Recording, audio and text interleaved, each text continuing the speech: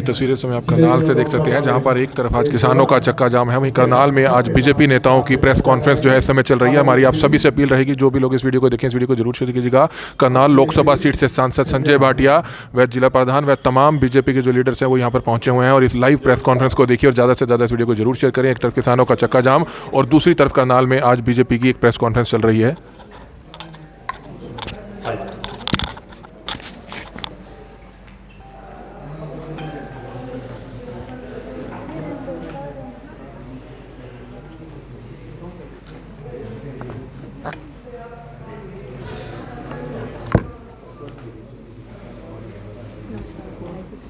Mic एक बार सारे ID लगा मैं इसलिए रुका हुआ हूँ, तो मैं शुरू कर देता। सब कुछ पीछे खड़े हैं आईडी।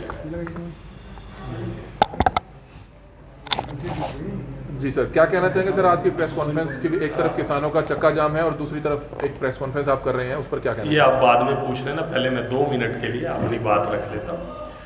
पहले तो मैं आपका धन्यवाद करना चाहता हूँ और इस बात का धन्यवाद कि पूरे 11 बजे आप सब लोग यहाँ पर पहुँचे।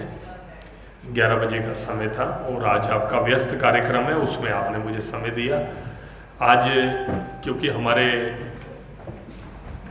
पार्लियामेंट में बजट सेशन चल रहा है और उसके बीच में 6 और 7 का आपके बीच में आकर बजट से संबंधित कुछ चर्चा आपसे करनी थी। बाकी जो बातचीत आप करेंगे, इस बार का जो बजट है आज़ादी के बाद का सबसे अलग बजट है, अभूतपूर्व बजट है और जिसको कहते हैं साहसिक बजट है। इससे पहले बजट कभी भी बनते थे तो लोक लुभावन, उसमें इनकम का ध्यान रखा नहीं जाता था, रिसीप्ट्स कितनी आ रही हैं उसका ध्यान रखा जाता था, उसी के आधार पे खर्चा किया जाता था। लेकिन ये पहला बजट है जिसके अंदर ऐसी परिस्थितियों में, आप हम सब जानते हैं कि पिछले 1 वर्ष से पूरी दुनिया महामारी से जूझ रही है, कितने ही देशों की इकोनॉमी फेल होगी, लेकिन हम सैल्यूट करते हैं अपने इस देश के नेतृत्व को, माननीय नरेंद्र मोदी जी को। इस संकट काल में भी इकोनॉमी को जबरदस्त तरीके से संभाल के रखा और इस बजट के अंदर कोई नया कर नहीं लगाया। नहीं तो सब लोग उम्मीद कर रहे थे कि कोविड को लेकर कोई लगेगा या किसी तरह के और टैक्सेस लगेंगे, कोई नया टैक्स नहीं लगा। और पहली बार ये ऐसा है कि कर्जा लेकर भी खर्च कर रहे हैं ताकि इकोनॉमी को बूस्ट मिले और जो हमारी आधारभूत संरचना है, इंफ्रास्ट्रक्चर है, बेसिक इंफ्रास्ट्रक्चर, उसको बल मिले और एम्प्लॉयमेंट के अवसर अधिक से अधिक उत्पन्न हो। हेल्थ सर्विसेज पर मैं समझता हूं कि 10-20% हर बार बढ़ाया जाता था बजट का एलोकेशन। इस बार पिछली बार से 2.5 गुना ज़्यादा, जिसको कहते हैं कि 137% तक का मैक्सिमम बजट ये बढ़ाया गया और रेल पर, सड़क पर, कृषि पर, उद्योग पर मैक्सिमम खर्चा इस बजट के अंदर किया गया। और विशेष रूप से क्योंकि पंडित दीनदयाल जी की जो अवधारणा हम सबको मिली है, अंत्योदय का सिद्धांत है, SC, ST और गरीब और मनरेगा का बजट भी लगभग 1.5 गुना ज़्यादा कर दिया।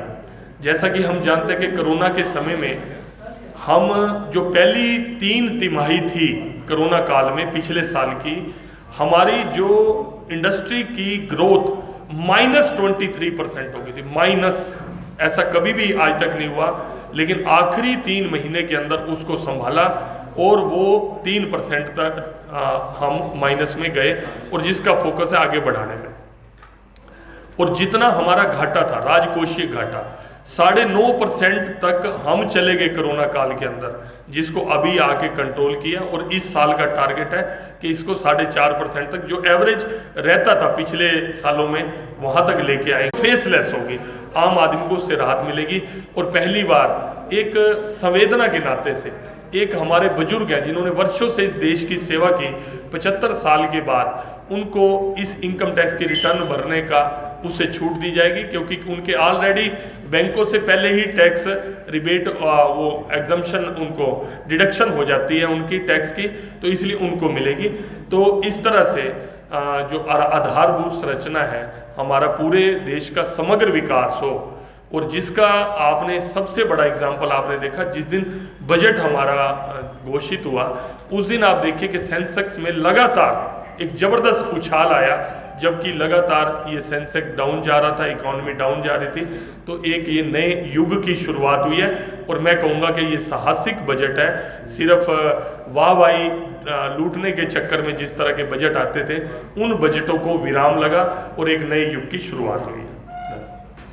तो क्या कहना चाहेंगे सर, आज किसान चक्का जाम कर रहे हैं, तो अभी 12 बजे तक ये किसानों से कुछ में जो चेंज चाहते हो, ये पेपर मैं आपके हाथ में देता हूँ कि आप इस पे लिख दीजिए, हम इसके अंदर ये चेंज चाहते हैं, वो चेंज हम करने को तैयार हैं। बार बार बोला जा रहा था कि एमएसपी बंद हो जाएगा, खत्म हो जाएगा, मंडियां बंद हो जाएंगी। मैं कहता हूं कि इस बजट के अंदर ही वो देख लें, उनको जवाब मिल गया कि पिछली बार जितना पैसा धान की खरीद और गेहूं की खरीद के लिए पैसा एलोकेट किया गया था, इस बार कई उसमें लगभग 25-30 हजार करोड़ का इजाफा करके धान में भी और गेहूं की खरीद में बढ़ाया गया उसका, ताकि रेट भी ज़्यादा मिलेगा एमएसपी और फसल भी ज़्यादा किसानों से खरीदी जाएगी। ये सीधा सीधा इस बजट के अंदर एलोकेशन से ही पता लग जाता है। और जो ये लोग भ्रम फैला रहे हैं वो एक्चुअल में किसानों का कंधा यूज़ कर रहे हैं ताकि अगली राजनीति को देखकर, क्योंकि जितने लोग आज मोदी जी ने इस देश को इतना ताकतवर बना दिया, कितने आप देखिए आज हमारी सेना इतनी मजबूत हो गई है और इतना आज इस बार रक्षा बजट भी और बढ़ाया गया ताकि हमें जो लेटेस्ट टेक्नोलॉजी है, चाहे वो लड़ाकू विमान है, चाहे वो बुलेट प्रूफ जैकेटें हैं, चाहे हमारे जवानों की सुरक्षा हो पाए तो उनको नुकसान ना हो, जान माल की हानि ना हो, इतनी ज़्यादा चिंता करके बॉर्डर एरियाज़ को, मैं अभी जम्मू कश्मीर में होके आया हूँ, हर घर के अंदर बंकर बना दिया है जितने बॉर्डर एरिया के अंदर थे। इतना ज़्यादा चिंता माननीय नरेंद्र मोदी जी इस देश की कर रहे हैं और अंतर्राष्ट्रीय स्तर पर बेस्ट प्रधानमंत्री, बेस्ट नेता पूरी दुनिया के अंदर उनको माना गया है। तो मैं चाहता हूं कि किसान मेरे भाई हैं और वो अच्छे हैं, वो कभी इस देश का बुरा सोच ही नहीं सकते, इस देश का नुकसान हो जाए ऐसा सोच ही नहीं सकते। मैं समझता हूं कि वो देशभक्त कौम है, हमारे किसान भाई हैं। तो सारी चीज़ को अच्छे से समझ के तो जो वो अमेंडमेंट्स चाहते हैं वो हर चीज के ऊपर तैयार है। भाटिया जी, सर्वदलीय बैठक हुई, सरकार कह रही है संशोधन करेंगे, लेकिन किसान ये कहते हैं कि बिल वापसी तो घर वापसी। तो एक बात सुनिए, ये भी पीछे बात हुई, किसानों की ये बात भी मान ली, उन्होंने कहा जी आप इसको 1.5 साल तक के लिए, जो बात मानी जाती है वो सब लोगों के सामने आती है, उसके बाद भी जस का तस वो स्थिति आ जाती है। तो हर चीज मानने के लिए तैयार हो गए। उन्होंने कहा भाई आप 1.5 साल के लिए इसके लिए रोक लगा देते हैं, वो भी मानने के लिए तैयार हो गए। अगर आप किसी कानून की इम्प्लीमेंट ही नहीं करते तो कानून तो रुक ही गया ना। तो बोले इस किसान आंदोलन के चलते क्या जो बीजेपी नेता है वो डर के साए में, क्योंकि किसी भी बीजेपी नेता की झंडी उतार ली जाती है सड़क पर? नहीं, डर के साए में तो बिल्कुल भी नहीं है। और मैं जहाँ तक अपनी बात कह सकता हूँ, और आप सब लोग जानते ही हो, मैं तो बिल्कुल ऐसे फ्री माइंड ही घूमता हूँ और आपने देखा है कहाँ मैं मेरी समझ देखिए, और मैं तो बिल्कुल वो करता हूँ। दूसरी बात, डर का साया नहीं है। एक बात, मेरा भाई है और वो उसने जिद बांध ली, भाई मैं नहीं मैंने गुस्सा कर दिया, तो मैं उस घड़ी को टालता हूँ। कोई डरता नहीं है, कोई सरकार कभी डरती नहीं। सरकार कौन है? इन किसान भाइयों से मिलकर ही सरकार है, जितने पुलिस कर्मचारी हैं, जवान हैं, उनसे मिलकर ही सरकार है। हम सब लोग पत्रकार बंधु जितने हम सबसे मिल गए आपस में। अगर जैसे घर में भी झगड़ा हो जाए, मियाँ बीवी का आपस में झगड़ा, तो एक गुस्से में हो तो दूसरा शांत रह जाता है, तो ये उस तरह का शांत है, इसको आप डर नहीं। सर, एक सर्वदलीय बैठक हुई प्रधानमंत्री नरेंद्र मोदी की, और उसपे उन्होंने बाहर आकर कहा कि वे एक कॉल किसानों से दूर हैं। पीएम मोदी ने ये भाषण दिया, लेकिन अगले ही दिन जो है तीनों बॉर्डर्स पर कीले गाड़ दी गई, कंक्रीट के वॉल बना दिए गए। तो किसान नेताओं ने सवाल पूछा कि वो कोई आतंकवादी नहीं है जो इतने तगड़े इंतजाम वहां पर कर दिए गए। नहीं, ये इसमें मेरी बात सुनो, वो प्रधानमंत्री जी की बात के साथ आप उन कीलों को ना जोड़ो। प्रधानमंत्री जी ने तो आज भी वो निरंतर टच में है, किसानों के टच में है। और मैं समझता हूँ किसान संगठनों भी, और विशेष रूप से टिकैत जी ने बोला भी सही कि हम प्रधानमंत्री जी का सम्मान करते हैं और प्रधानमंत्री जी की बात खाली नहीं जाएगी। मैं समझता हूँ, मैं बहुत आशावादी हूँ। मुझे लगता है कि ये कुछ दिन का रूठना है और ये 100% सारी समस्या का सल्यूशन हो जाएगा, क्योंकि किसान भाई समझ रहे हैं कि इससे असुविधा आम समाज को भी हो रही है। अभी आज सुबह ही किसी की हॉस्पिटल से छुट्टी हुई है दिल्ली मैक्स से, उनको आने के लिए ही मन में प्रेशर, उन्हें पानीपत में आना है। तो एक वो किसान भाई भी सारी चीज़ों को समझ रहे हैं। मैं समझता हूँ कि ये जल्दी ही समस्या का हल हो जाएगा। सिर्फ मैं एक विपक्ष से कहूँगा कि वो अपनी राजनीति चुनाव के समय में कर लें। जब इलेक्शन आएगा, मैं इस बात का जवाब दूँ, जब इलेक्शन आएगा उस वक्त आप हमारे खिलाफ वोट मांग लेना, हमें वोट ना डालने देना, वो काम वो कर लेना। लेकिन आज के समय में अगर हम कुछ गलत कर रहे हैं, मैं राजनीतिक क्षेत्र में हूँ, मैं सरकार में हूँ, मैं गलत कर रहा हूँ, मैं कोई गलत फैसला करता हूँ, मैं किसी से गलत व्यवहार करता हूँ, गलत कानून पास करता हूँ, तो एंड रिजल्ट तो वोट में ही आएगा ना अगली बार। कोई भी राजनीतिक दल के पॉइंट ऑफ व्यू से सोचो, हम अपना नुकसान क्यों करने वाले हैं। हम कहते हैं कि हमारे कहने से आप इन कानूनों को लागू होने दो और किसान की आय डबल होने दो, इस चीज़ से डरते हैं। और दूसरी बात, विरोधी यहाँ पे आके किसानों के बीच में कहते हैं कि ये गलत कानून है। अभी कल माननीय कृषि मंत्री जी ने राज्यसभा के अंदर बोला है कि 2007 में खुद भूपेंद्र हुड्डा जी ने इस कानून को लागू करवाया, कॉन्ट्रैक्ट फार्मिंग, जिसमें तो किसान को सजा तक का और 5 लाख जुर्माने का प्रावधान था। केंद्र ने तो वो वापस कर दिया। एपीएमसी का कानून कहते हैं गलत है, बाहर एपीएमसी के बाहर, अरे किसान का घर ही मंडी है, किसान की मर्जी है, फालतू रेट मिले तो बाहर मंडी से बाहर भेज रहे। और केंद्र सरकार ने कहा कि हम कोई टैक्स नहीं लेने वाले। आप पंजाब को पूछो ना, पंजाब कितना ज्यादा टैक्स मंडी से बाहर भी वसूल रहा है, और केंद्र सरकार कह रही है कि मंडी से बाहर आप किसान से जो मार्केट कमेटी की फीस है वो मत वसूलो।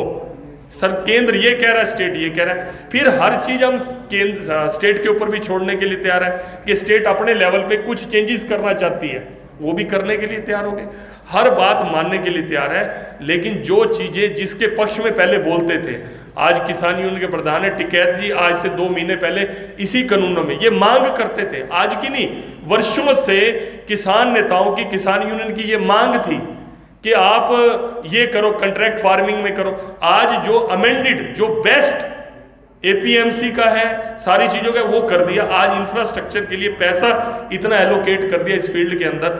आज मेरी सब्जी खराब हो रही है बिना कोल्ड स्टोरेज के, अगर कोल्ड स्टोरेज मेरे को मिनिमम रेंट के ऊपर मेरी सब्जी रख लेगा 15 दिन के लिए, और वही 15 दिन के बाद थोड़ा सा रेंट पे करने के बाद अगर मेरी सब्जी दुगने तिगने रेट पे बिकती है, तो किसान को क्या नुकसान है।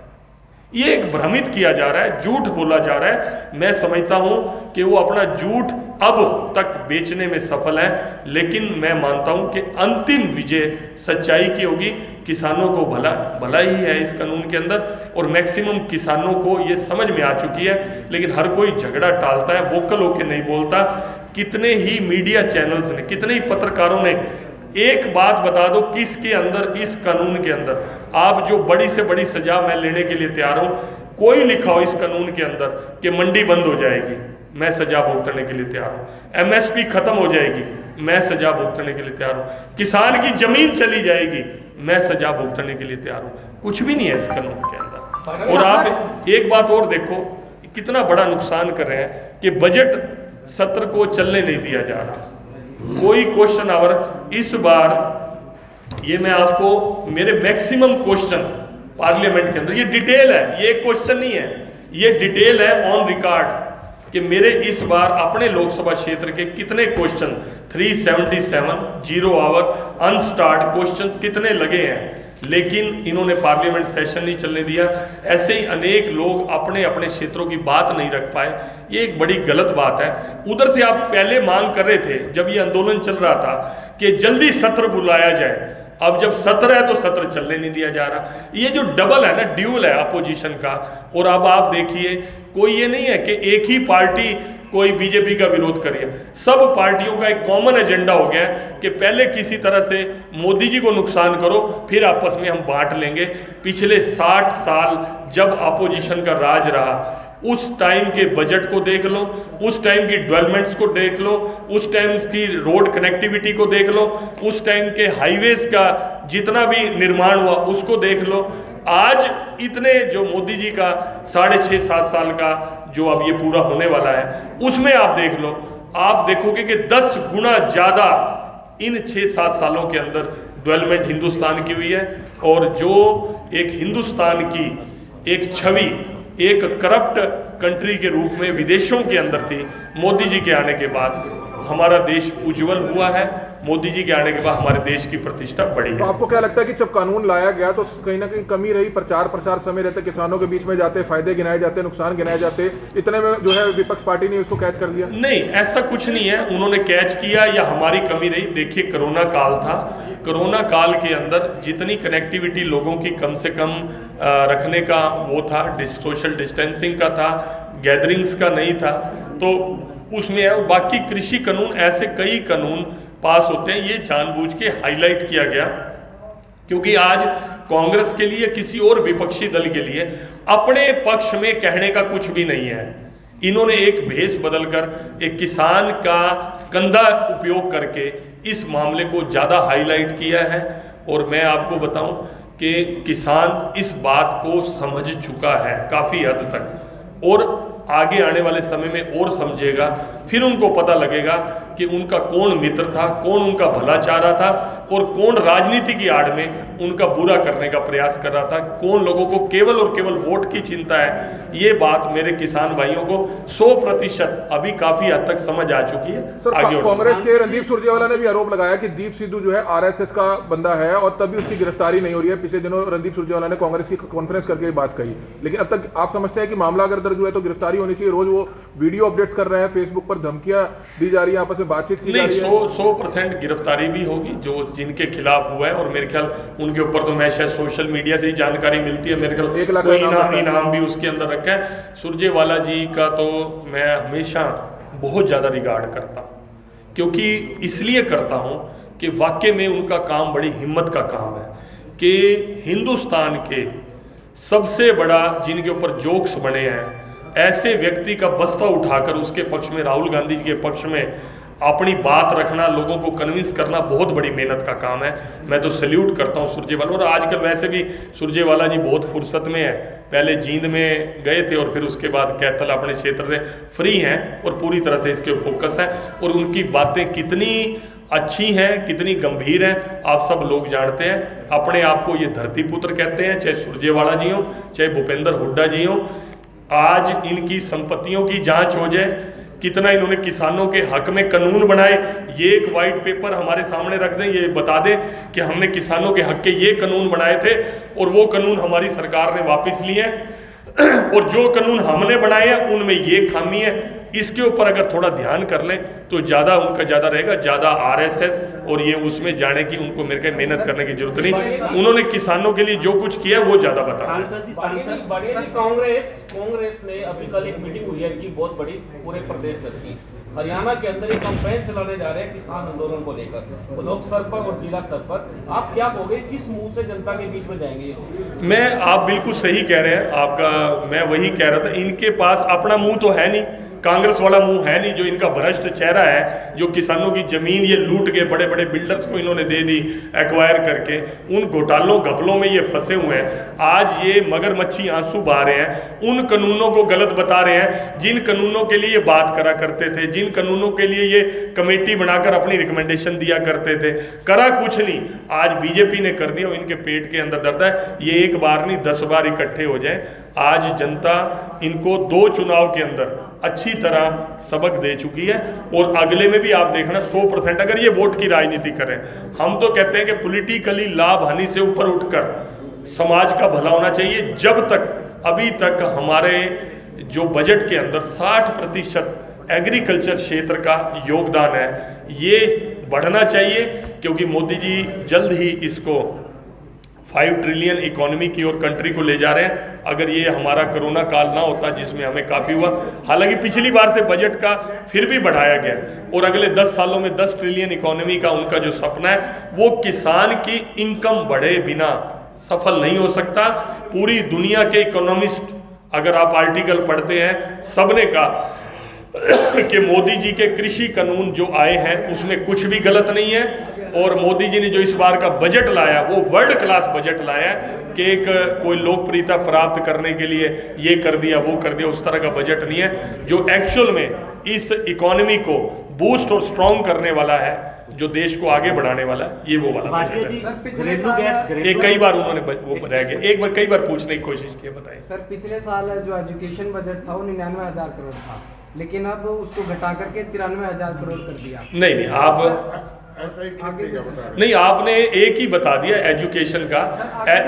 एजुकेशन के साथ स्किल भी जोड़ा गया इस बार। अगर आप देखें तो मैं आपको ये क्रिएटिव दे सकता हूँ, मेरे पास है। इस बार इसमें कौशल भी जोड़ा गया और उसमें एम्प्लॉयमेंट के अवसर बढ़े, ये भी जोड़ा गया, और परफेक्शन भी, प्रशिक्षण भी उसके अंदर जोड़ा गया। कोरोना पेंडेमिक के जरिए 1% जो डिजिटल लर्निंग बढ़ी है, हाँ जी। लेकिन जो डिजिटल लर्निंग की पहले जो टेक्निकल बेस्ड लर्निंग थी, एजुकेशन थी, उसका बजट 300 करोड़ था, लेकिन उसको बढ़ा करके सिर्फ डबल किया गया, 650 करोड़ किया गया। हाँ जी, आपने खुद ही मेरी बात का जवाब दे दिया। 80% जीएसटी के दायरे में टेक्निकल बेस्ड एजुकेशन को रखा गया है। कहीं ना कहीं सर जो 6,000 करोड़ घटाया गया, लेकिन सिर्फ 350 करोड़ बढ़ाया गया एजुकेशन डिपार्टमेंट के लिए। क्या नहीं, अभी एजुकेशन का मेरी सुनिए, जितना डिजिटलाइजेशन होता जा रहा है उससे आप ये देखिए कि एजुकेशन के ऊपर लागत भी कम आ रही है। इस बात को आप मानते हैं कि नहीं मानते? आप एक बहुत बड़ा इंस्टीट्यूशन खोल के आप जाते हैं उसके अंदर पढ़ने के लिए, उसका इंफ्रास्ट्रक्चर बनाने में उसमें कितना है, और आप ऑनलाइन एजुकेशन ले रहे हैं, कितना खर्चे का फर्क पड़ेगा। और आप ये देखिए कि अभी इसको केवल रोजगार उन्मुख एजुकेशन नया एक कंसेप्ट आया है। वर्षों से जो हमारी शिक्षा प्रणाली चल रही थी, आप देख रहे थे कि हम सिर्फ एक क्लरिकल क्लर्क ही हम तैयार करते जा रहे थे और उतने रोजगार के अवसर नहीं आते थे। अब रोजगार परक एजुकेशन को बढ़ावा दिया जा रहा है। सर आपने संबोधन में कहा था कि 75 साल की उम्र से बड़े जो बुजुर्ग हैं उनके लिए टैक्स फ्री उनको कर दिया गया है, लेकिन नहीं, उनको टैक्स फ्री नहीं किया गया, उनको रिटर्न से फ्री किया गया। टैक्स हाँ टैक्स से फ्री नहीं किया गया। लेकिन सर आपकी बात को बड़ा करें तो अगर हम भारत की जो जनसंख्या है उसके हिसाब से देखें, जो 75 वर्ष से जो बड़े बुजुर्ग हैं वो तो सिर्फ मुश्किल से 5-10 हजार बुजुर्ग है सर जो कमा 5-10 हजार नहीं है, ऐसा नहीं जो कमा रहे हैं सर, क्योंकि आप जिनकी प्रति व्यक्ति आय कम है उनसे तो आप इनकम वो कर नहीं सकते ना। नहीं सर, जितना भी है, मतलब जो ये रिलीफ दिया गया 5% है, 10% है या 20%, जितना भी उनको एक नया कंसेप्ट दिया कि अभी भी उनको 75 साल के बाद उनका जो इनकम आ रही है, सेट इनकम है, उसके ऊपर उनके ऑटोमेटिकली टैक्स डिडक्शन पहले है, तो उनको रिटर्न में जाने की जरूरत नहीं है। ये किया भाटिया जी, जब 750 रुपये सिलेंडर हुआ था तो भाजपा के नेताओं ने अर्धनग्न होकर प्रदर्शन किया था। आज सिलेंडर जो है 735 पेट्रोल और सिलेंडर के लगातार डीजल बढ़ता जा रहा है। हाँ जी, अब लेकिन मैं उसमें ये कहना चाहूँ, जब पहले 750 सिलेंडर हुआ था तो आपने कहा कि अर्धनग्न होकर प्रदर्शन किया था। मैं भाई को एक बात याद दिलाना चाहता हूँ, क्या उज्ज्वला योजना के तहत उस समय 8 करोड़ सिलेंडर लोगों को फ्री दिए गए थे, गरीब लोगों को? क्या अभी इस बजट के अंदर 1 करोड़ उज्ज्वला कनेक्शंस और एलोकेट किए गए, वो दिए गए थे क्या? आज इतने जो जन के तो पार्टी जो उज्ज्वला मतलब लोगों की जेब से उज्ज्वला सर, लोग मेरी आप सुनिए, हम दो भाई हैं, आप और मैं। आपके घर खाने को रोटी नहीं है, अगर मेरे से 2 रोटी लेकर आपको 2 रोटी दे दी, ये न्याय है? ये अंत्योदय की कल्पना को साकार करना है कि नहीं है? या वो भूखा बैठा रहे, इसके 2 रुपए कम कर, इसकी 2 रोटी कम कर दी, अरे 2 रोटी कम करके आपको दे दी। इस तरह जन कल्याण की आप मुझे पहले बता दीजिए, कांग्रेस के समय में कौन सी योजनाएं थी? आज कितने गुना, कितने % उन चीजों को बढ़ा दिया गया। आने वाले समय में और रेट बढ़ सकते हैं। और सबसे बड़ी बात, जो हर चीज डिजिटलाइजेशन की है, पहले पेंशन बढ़ती थी आदि एक सेकंड आज मेरे तू जवाब ही वीरा बुला देते अभी मैं क्या कह रहा था आप अभी हाँ, जो पहले पेंशन, हाँ जो पेंशन वो तो हो गया, जो पेंशन बढ़ती थी या जितने ये स्कूलों को बच्चों को कोई सुविधाएं मिलती थी, जिस तरह की सरकारी योजनाएं सुविधाएं थी, जैसे एक समय राजीव गांधी जी ने कहा था कि 15 पैसे ही आखिरी आदमी तक, एंड यूजर तक, जिस तक पहुंचना चाहिए 15% पहुंचता है, 85% बीच में नेता अधिकारी इस तरह के खा जाते हैं। उन्होंने स्ट्रेट फॉरवर्ड बोला था, मुझे आज भी याद है। लेकिन आज मोदी जी ने उस 1 रुपए को सीधा 1 रुपए जेब में पहुंचाया, बैंक के माध्यम से डिजिटलाइजेशन किया। 1 रुपया सीधा, 1 रुपया चलेगा केंद्र से तो 1 रुपया सीधा खाते में एक बटन के अंदर पहुंचेगा। तो बहुत ज्यादा अगर नीचे जाकर आप देखोगे तो बहुत बड़ा चेंज है। कोर्ट ने हरियाणा सरकार और केंद्र सरकार को तलब किया कि इंटरनेट क्यों बंद किया। कोई बात नहीं, कोर्ट की मर्जी है। कोर्ट ने तो पहले भी तलब किया था कि आपने ये रास्ता क्यों खोद दिया, ये आपको याद होगा। कोर्ट ने पहले भी कहा था कि आपने रास्ता क्यों खोद दिया। तो फिर कोर्ट ने बोला, कोर्ट को, मैं कोर्ट के ऊपर टिप्पणी नहीं करना चाहता, मेरे सवेरे आप कंटेम्प्ट डलवा दोगे, मैं आज जुड़ गया। लेकिन सरकार ने बोला कि आप हुक्म करो, हम ये रास्ते सारे चालू कर देते हैं। फिर उन्होंने कहा कि लॉ एंड ऑर्डर देखना आपका काम है। तो ये लॉ एंड ऑर्डर के निर्णय हैं, तो वो सरकार ने देखना है कि किसी तरह की अफवाहों का फैलाव ना हो। इंटरनेट किसी के विरोध में नहीं है, ये अफवाहों का फैलाव ना हो। एक इतना उबाल आया हुआ, इतना गुस्सा आया हुआ है, और एक झूठी खबर आ जाए कि फलानी जगह पर फलाना ये घटना घट गई, उसी वो घटना ना घटी हो और उस घटना के उबाल में 10 जगह और उसका इम्पैक्ट आ जाए उस घटना का, उस सोच के किया जाता है। हर चीज को मैं कहता हूँ शक की नज़र से ना देखो, हर चीज को बुराई के चश्मे से ना देखो, पॉजिटिव एटीट्यूड के साथ ये घड़ी टल जाए, ये संकट टल जाए। एक तो अभी हम कोरोना के संकट से निकले हैं, आगे ये एक और नया संकट आ जाए, ये संकट टल जाए, इसलिए हम सबको दुआ करनी चाहिए और प्रयास सर, एक करना आखिरी चाहिए। सवाल, आखिरी पूछ लो। आपने 8-9 महीने पहले करनाल की जनता से वादा किया था, आपको वादा याद होगा, कि आप एक हफ्ते में 3 बार खुला दरबार लगाएंगे। लेकिन आपके कंधे पर काफी जिम्मेवारियां हैं। बड़ौदा उपचुनाव में आपकी ड्यूटी लगी, तीनों मेयर चुनाव में आपकी ड्यूटी लगी, जम्मू कश्मीर में आपकी ड्यूटी लगी, क्योंकि आप पे जिम्मेवारियां प्रदेश संगठन की काफी हैं। तो ना ही आपका कार्यालय करनाल में खुल पाया, 9 विधानसभाओं से वंचित रह गए आप। तो उस पर क्या लगता है कि कब तक आपके खुले दरबार लगेंगे? मेरी सुनिए, पहली बार मैं हर प्रेस के अंदर, एक तो ये दरबार शब्द मेरे नाम के साथ मत जोड़ो, ना मैंने दरबार लगाया, ना मैं दरबार लगाऊंगा। दरबार किस बात का, कोई राजे महाराजे हैं जो दरबार लगाए? जन समस्या, जन संवाद है, जैसे मैं आपसे मिल रहा हूँ, जन संवाद है। लेकिन आपकी बात बिल्कुल सही है। उस समय जब जन संवाद के कार्यक्रम चल रहे थे, यही सोशल मीडिया में कोरोना के कारण मेरी आलोचना भी काफ़ी हुई, मेरी नाराजगी भी हुई, मेरे को शिकायत भी हुई कि संजय जी कोई ध्यान नहीं रखते। इतनी ज़्यादा लोग उसके अंदर आते थे, आप खुद भी देखते हैं। हाँ, मैं वही कोरोना काल के अंदर अभी। और दूसरा एक बात आपकी बिल्कुल सही है, संगठन का एक संस्कारी कार्यकर्ता होने के नाते जिस संगठन ने आज यहाँ तक पहुँचाया, थोड़ा सा दायित्व उस संगठन के लिए बनता है। अगर संगठन कहीं जरूरत महसूस करता है तो उसमें जाता हूँ, लेकिन ऐसा नहीं है 24 आवर्स। मैं कोई ऐसा सांसद नहीं हूँ कि मेरे को दिल्ली से आना किसी का, मैं इसी संसदीय क्षेत्र में मेरा घर भी है जो 24 घंटे मेरा ऑफिस है, और 24 आवर ऑफिस मेरा एक और भी है।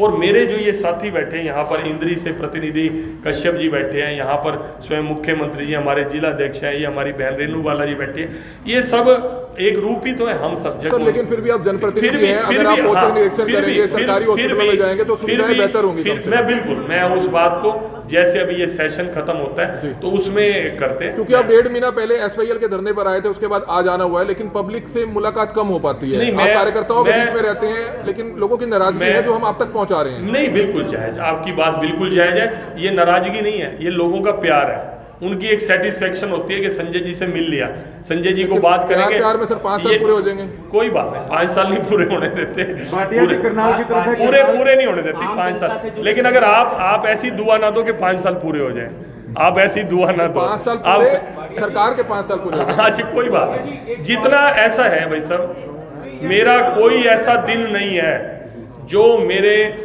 जो ऑफिशियल अकाउंट है उसके ऊपर ना हो। जिस दिन से मैं सांसद बना हूँ उस दिन से लेकर हर दिन की अगर आप देखेंगे, अगर डेट डालेंगे तो डेट पे आपको पता लगे उस डेट पे मैं अपने लोकसभा क्षेत्र की किस एक्टिविटी में था। कोई दिन ऐसा नहीं है, अगर मैं पानीपत में हूँ, घर पे हूँ, अगर सेशन के दिन नहीं है तो सवेरे ऐसा नहीं होता कि मैं अपने लोकसभा क्षेत्र के लोगों से नहीं मिलता। करनाल में बैठने का कारण सिर्फ ये था कि करनाल वालों को पानीपत आने में दिक्कत ना हो, इसलिए ऐसा नहीं है कि मैं लोकसभा क्षेत्र अगर मैं करनाल में नहीं हूं तो मैं जल्दी शुरू करेंगे पानीपत नहीं दोबारा कर देंगे। आप जो कह रहे हैं उसी आप कहेंगे, इसी गाइडलाइन से चलो, मैं उसी गाइडलाइन से चलो। भाटिया जी, जो करनाल की सड़कें बनाएगी, एक साल पहले आपसे सवाल पूछा कहता है एज इट वाज। एक सेकंड, वीर जी कई बार पूछ चुके हैं, दसो। सड़कें सारी जितनी भी सड़कें हैं जितनी बनाई जा रही हैं वो टूटती जा रही हैं।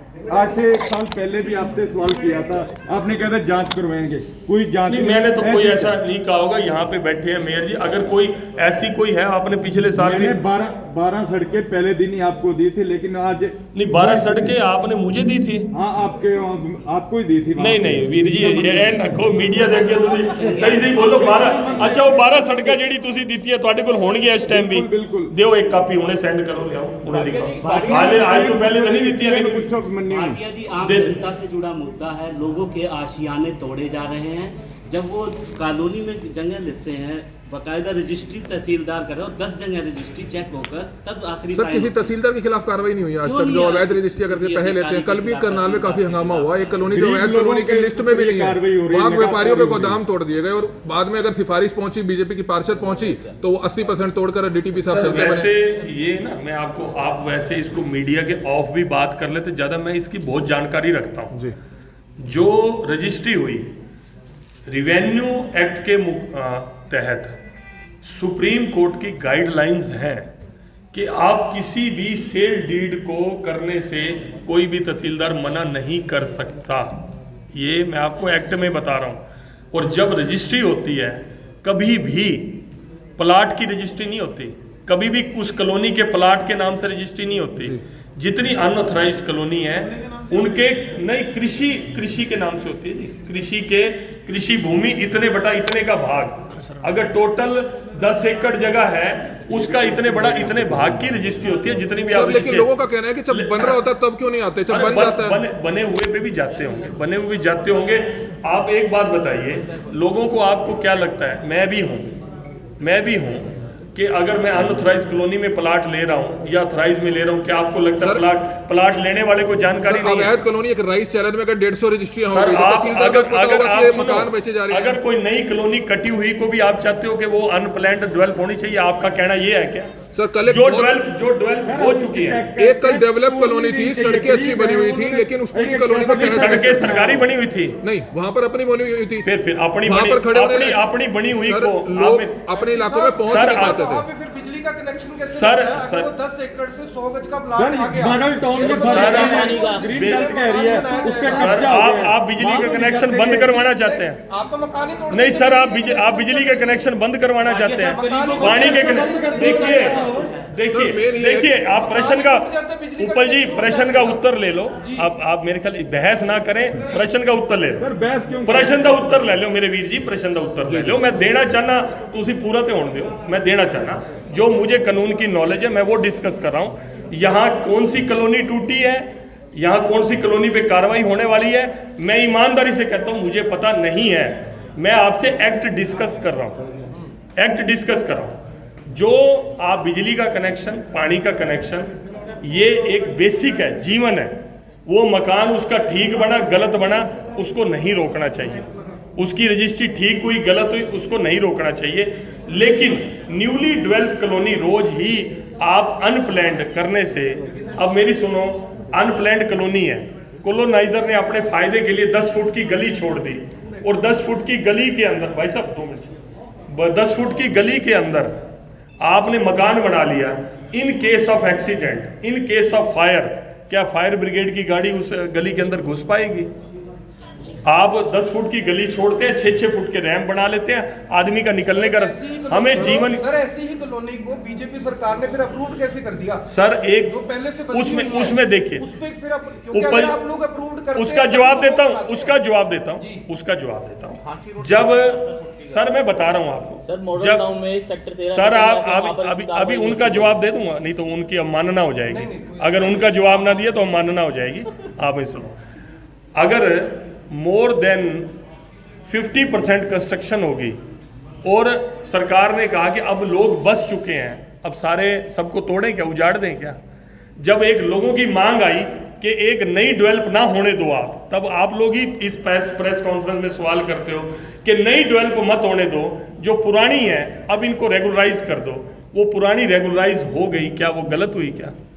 वो पुरानी रेगुलराइज भी समाज की इच्छा थी, मांग थी, इसलिए की गई। सर एक आखिरी सवाल है, उसके बाद किसी आप- सवाल है। आखिरी सवाल। हाँ आखिरी बताओ। आखिरी सवाल। हाँ जी हाँ जी। आज तक एक भी कॉलोनी जिसमें पीला पंजा चला और वो डेवलप ना हुई हो, इसका रिकॉर्ड आप मीडिया को बता के प्रशासन सर, को देखे थे एक- कि जहां पर पीला पंजा चला था उसके बाद आपने वो बनने नहीं दी, उसके बाद वहां पे और ज्यादा प्लाट बिकते हैं। सर एक बात सुनो, पार्टी जी, इसी के अंदर इसके कानून खिलाफ मुकदमे अब दर्ज होते हैं ना, एक तो इसी के साथ है सर। चलो इकट्ठे कर लो फिर सारे। सर हाँ वो ये है कि जितनी भी अवैध कॉलोनियां कटिंग है उनके बिल्डर्स के खिलाफ मुकदमे दर्ज हुए हैं, एक भी बंदा अरेस्ट नहीं हुआ आज तक। और कॉलोनाइजरों का माने कहते हैं एक दो जगह पीला पंजा चल जाए हमारे लिए काला टीका साबित होता है, क्योंकि एक दो जगह तो आपकी मेरे ख्याल बहुत बातचीत अनऑथराइज जो अवैध कॉलोनाइजर है उनके साथ बहुत बातचीत होती सर, है। लोगों से होती इनको है, काले लेकिन टीके वाला भी पता है, मतलब खूब मेलजोल है। नहीं वो देखो तो कह रहे हैं खूब। कुछ लिमिटेड जगह पर अरे सुनो सुनो भाई साहब, देखो कानून एक, आप देखो, आप भाई की तरह बात कर रहा हूं मैं।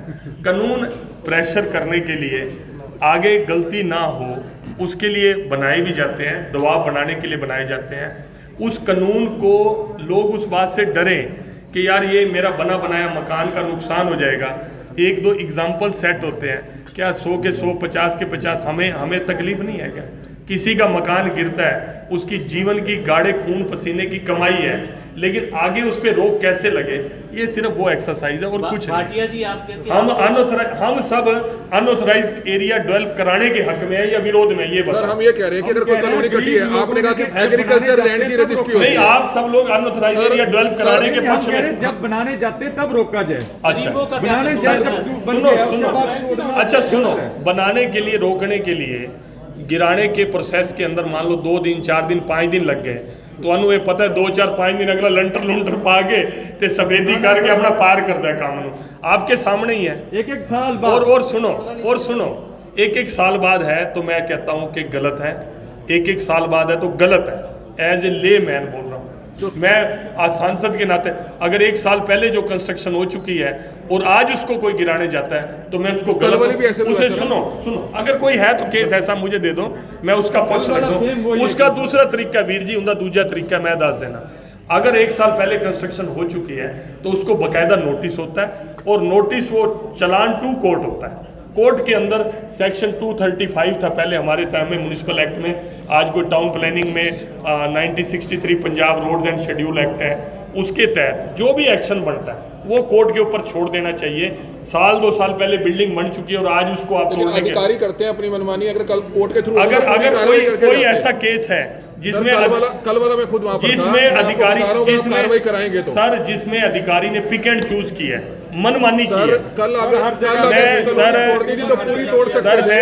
मैं लेकिन ऊपर जी, MC आपने मेरे से एक बार बजाज चीट फंड वाला इशू लिया था, मैंने वो पार्लियामेंट के अंदर उठाया। एक बूढ़ा केड़ा में मैं आपको इसी तरह, अगर इस तरह का कोई है जिसमें कोई अधिकारी की मनमानी है या कोई इस तरह का विषय है, आप पर्टिकुलर केस मुझे आप दीजिए, मैं 100% उसकी लड़ाई सर करूंगा। कल वाले केस में सिर्फ एक ये है सर कल वाले केस की एक रिप्रेजेंटेशन मेरे को अभी दे दीजिए, इस प्रेस के बाद दे दीजिए। भाटिया जी सिर्फ एक सवाल आपसे, ये 15 अबे उन्हें आखिरी करके तो कही आपका बहुत बहुत धन्यवाद। एक मिनट के थैंक यू सभी लोगों से जुड़ा पत्रकार मुद्दा है। चैनल पत्रों को एक मिनट, आप कह रहे हैं मुझे जाना तो ये तस्वीरें समय आप देख रहे थे, करनाल लोकसभा सीट से सांसद संजय भाटिया की आज प्रेस कॉन्फ्रेंस थी। सबसे पहले करनाल ब्रेकिंग न्यूज ने उनसे ये सवाल जरूर पूछा कि आखिरकार आपका खुला दरबार कहाँ है, आपका वो वादा कहाँ है जिसे आप भूल गए हैं, जिसे आपने 1 हफ्ते में कहा था कि 3 बार आप खुला दरबार लगाएंगे, लेकिन सांसद संजय भाटिया के पास इसका कोई जवाब नहीं था। अवैध कॉलोनियों को किस तरह से तोड़ा जाता है, जब गरीब आदमी वहां पर मकान बना लेता है, रजिस्ट्रियां करा लेता है, उस पर भी उन पर कहीं ना कहीं जो ठोस जवाब था वो उस तरह का जवाब उनके पास वो भी नहीं मिला। लेकिन सबसे बड़ी बात है कि कॉलोनियां तोड़ दी जाती हैं, रजिस्ट्रियां करा दी जाती हैं, लेकिन उन मकानों को तोड़ दिया जाता है, इसका भी कोई जवाब नहीं था। अब देखना ही होगा कि सांसद संजय भाटिया जी किन जवाबों के साथ दोबारा से हमारे बीच में लौटते हैं, क्योंकि महीने 2 महीने में करनाल उनका आना होता है। जनता दरबार की जो बात कही, उन्होंने जनसंवाद कहा कि वह दोबारा से लगाएंगे, लेकिन 9 महीने में दोबारा से नहीं लगाया क्योंकि उनके कंधों पर काफ़ी अहम जिम्मेवारियां हैं। वो संगठन में बड़े लीडर हैं, उनके ऊपर कोई भी उपचुनाव आता है, मेयर चुनाव आता है, जम्मू कश्मीर में चुनाव आते हैं तो उनको वहां पर भेजा जाता है। लेकिन करनाल लोकसभा सीट से वह सांसद चुने गए हैं, 9 विधानसभाओं के वह जनप्रतिनिधि हैं। शायद वह इस चीज़ को भूल जाते हैं, लेकिन करनाल ब्रेकिंग न्यूज़ लगातार उनको याद जरूर दिलाता है। और हमारी आप सभी से अपील रहेगी कि जितने भी लोग इस वीडियो को देखें, इस वीडियो को ज़्यादा से ज़्यादा जरूर शेयर कीजिएगा। कमल मिड्डा, करनाल ब्रेकिंग न्यूज़, करनाल।